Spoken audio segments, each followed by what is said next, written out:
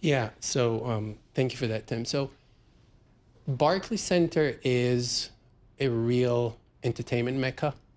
We are open roughly 190 nights a year.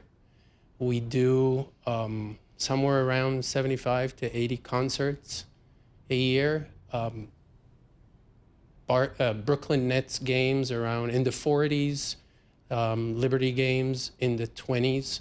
We are the third highest grossing arena in the world. And it's not just about the content, it's also about how we do it.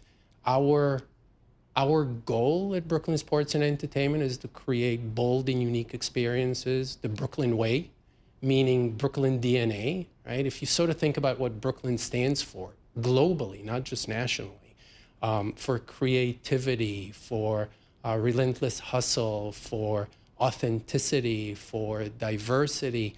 We represent about 150 different cultures. And so we want to make sure that when you come to an experience at Barclays Center, whether it's a concert or a game, you have a unique DNA, Brooklyn DNA-based experience that might be different from the experience you would have with the same game played at a different arena or the same concert played at a different arena. And we manifest that with food, with service, with ancillary entertainment, with how the venue is, and the fan experience, the audience experience is sort of first, and we manifest that.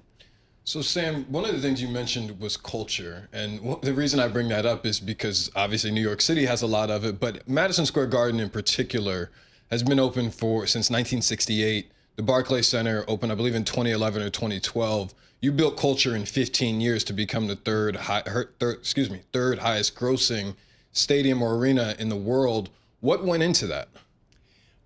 So the work and the vision of a lot of people that came before me, but I would say it's focus first and foremost, but secondarily and maybe first is a lot of long-term thinking. So I consider us and the ownership group to be long-term builders. Everything that we do is with a long-term goal. We're focused on building generational fandom. We're focused on building the experience, the service that we provide, the training that we put in, the selection of vendors, the selection of entertainment, the selection of concerts.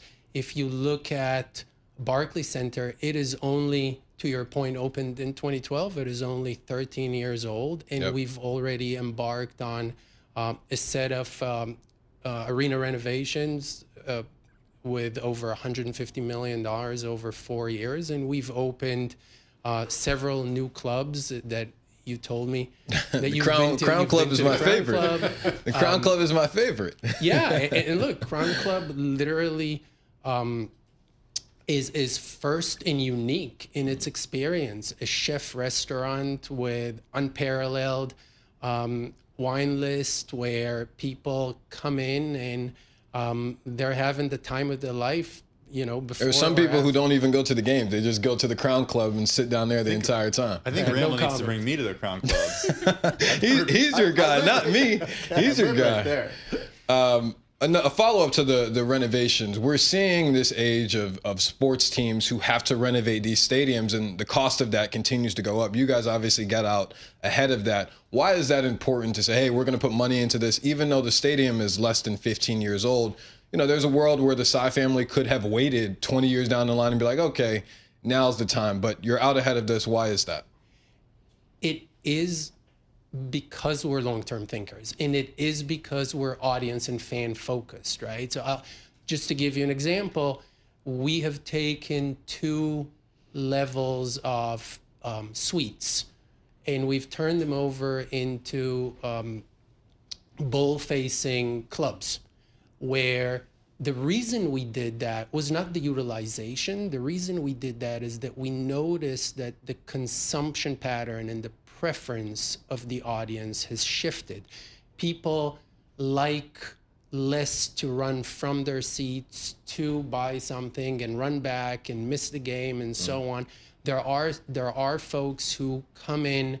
Look, when you look at overall how you experience a concert or a game, it's an experience. It's entertainment. And so if you can offer somebody the opportunity to come into a club with several hundred people, to be able to eat, drink, take that food to your seat, watch the show or watch the game, go back and forth, be with your friends, entertain your clients. It's a very different experience than buying a ticket and sitting in a seat. And so what we've observed is this is the trend. This is what people want. We've done primary research. We spoke to people. And so we want to give that experience to people. And we have not invested, we're not doing this because things are getting old, because we want to give things a facelift. We're doing this because we want to satisfy the patterns of what we hear people are wanting, and we believe in the notion of keeping everything fresh, of being leaders in thought and entertainment, and we're putting our money, to work.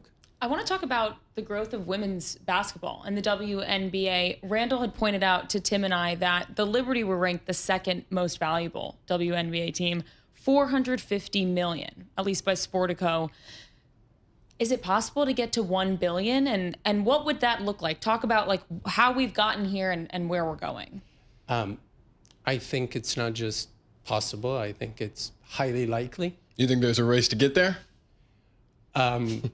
Look, we're in sports. There's always a race, right?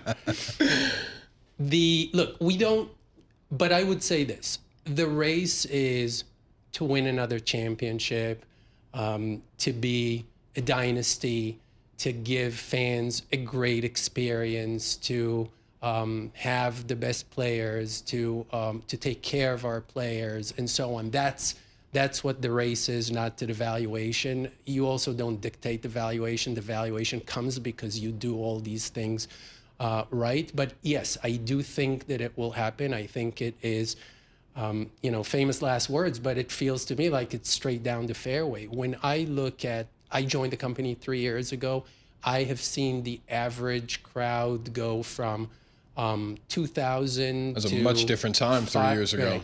From 2,000 to a sellout. Yep. Wow. I have seen, I won't belabor all the key performance indicators, but attendance, ticket prices, season ticket holders, sponsorships, every single metric has gone up tens of percentages a year. And when you are at the arena, it's palatable. A Liberty game is loud. It is a party. It is a fun experience. Everyone is invested, and there are some things that you could just see. You can feel.